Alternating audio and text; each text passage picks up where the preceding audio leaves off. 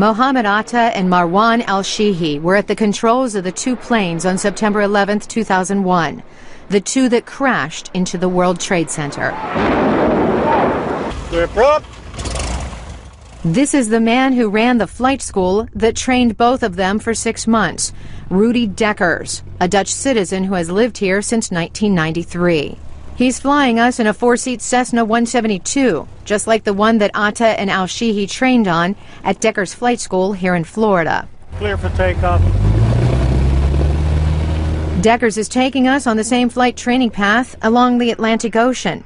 It's the first time he's flown the route in 8 years, so a flight instructor sits next to him. This is the bridge to the left, and this is the airport here.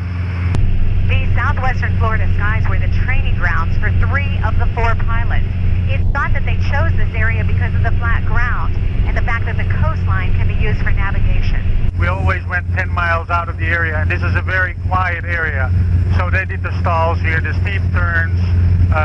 They're all practicing. Dekkers saw these two every day.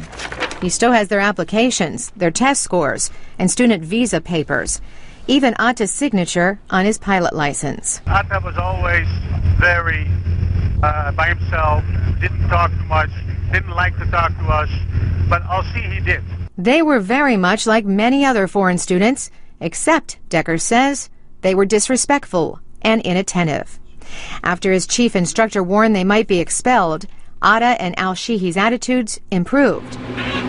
But what his company trained them to do unraveled his life, his fortune, and his business. That's where was my airline office and maintenance building over there, but that's, nothing is mine anymore. At 4 a.m., the day after the terrorist attacks, FBI agents entered Dekkers' office. It was in this building at the time. They confiscated his files and computers.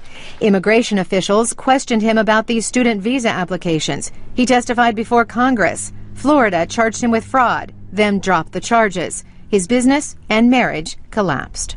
That brought so much stress, lost financially everything. I was worth $12 million on paper, and after a year after 9/11, I was worth $46,000. Dekkers blames the terrorists, Al-Qaeda, and Osama bin Laden. He's written a book about his experience called Guilty by Association. If he had a flight school today, I would not have Muslim students.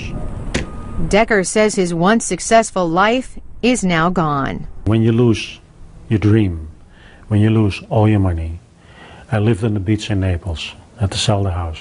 I lost everything.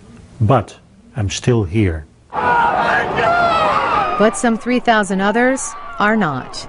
Rudi Dekkers says he's a survivor, and that's the story he wants to tell. In Venice, Florida, Carolyn Presutti, VOA News.